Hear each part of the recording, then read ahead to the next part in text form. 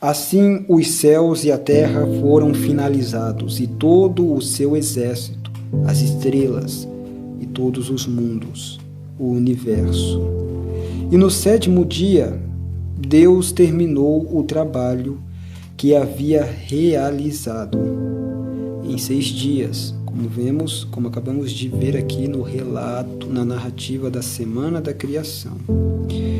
Ele descansou no sétimo dia de todo o trabalho que havia feito.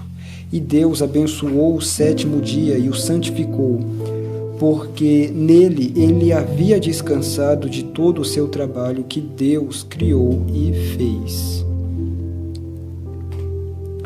Estas são as gerações, a genealogia, como que é a palavra?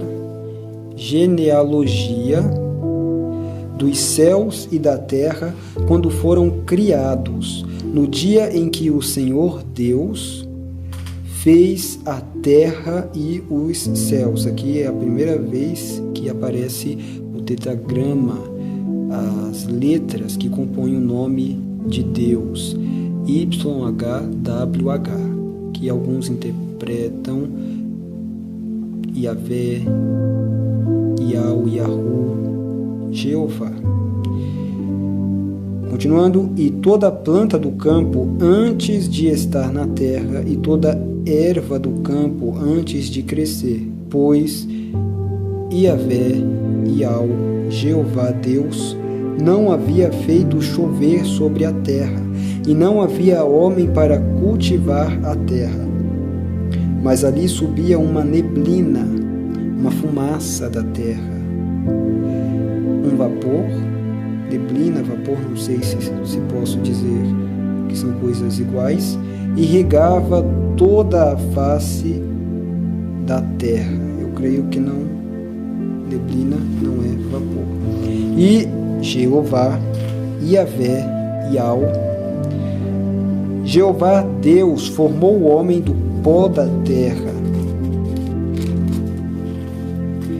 e soprou nas suas narinas o sopro da vida, e o homem se tornou uma alma vivente. E o Senhor Deus plantou um jardim na direção leste do Éden, jardim de Deus, e ali ele colocou o homem a quem havia formado. Olha só, no céu tem o jardim original, vamos dizer assim, e o que Deus fez na terra foi uma cópia do original. Lúcifer, ele habitava nesse jardim, do qual ele foi expulso após sua queda, na queda dele. Enfim, continuando, esse não é o assunto aqui. E da terra o Senhor Deus fez crescer toda a árvore que é agradável à vista e boa para alimento, e também a árvore da vida no meio do jardim, no meio do Éden, e a árvore do conhecimento do bem e do mal, também no meio do jardim, as 2 árvores no meio do jardim.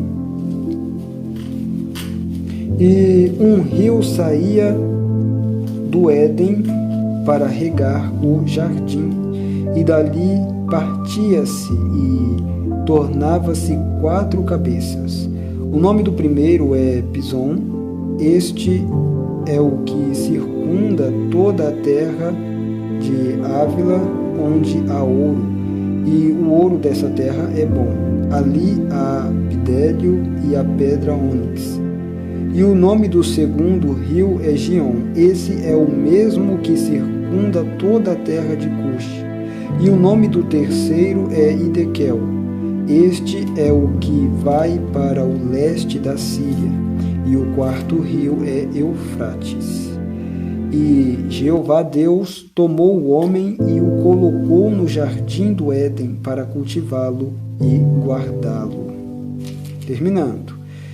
E Yahvé, Yahu, Deus ordenou ao homem, dizendo: de toda a árvore do jardim tu poderás comer livremente, mas da árvore do conhecimento do bem e do mal, dela tu não comerás, pois no dia em que dela comeres, tu certamente morrerás.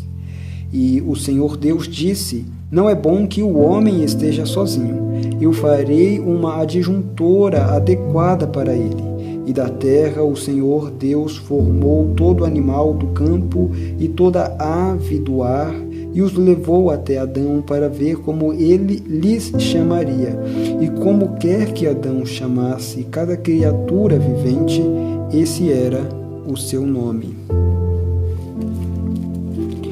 E Adão deu nomes a todo gado, e a toda ave do céu, e a todo animal do campo, mas para Adão não foi encontrada uma adjuntora, uma ajudadora adequada. E o Senhor Deus fez um profundo sono cair sobre Adão, e ele dormiu. E ele tomou uma de suas costelas e fechou a carne em seu lugar. E da costela que o Senhor Deus havia tirado do homem, ele fez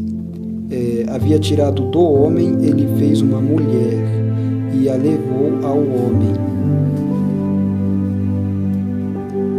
E Adão disse: esta agora é osso dos meus ossos e carne da minha carne. Ela será chamada mulher, porque ela foi tomada de dentro do homem. Isso é muito interessante, essa construção textual dessa poesia, vamos considerar, a estrutura estilística aqui desse texto, desse relato de Gênesis, a criação. Gênesis 1, aqui no caso 2, a criação da mulher, como foi construído, como foi elaborado, como foi narrado, o estilo, a estrutura estilística do texto aqui, da narração, enfim. Adão disse: esta agora é osso dos meus ossos e carne da minha carne, ela será chamada mulher, porque ela foi tomada de dentro do homem.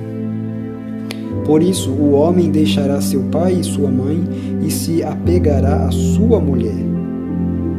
Qual é a razão de o homem deixar seu pai e sua mãe para se apegar à sua mulher, e eles, o homem e a sua mulher, serem uma só carne? A razão disso está nas premissas acima.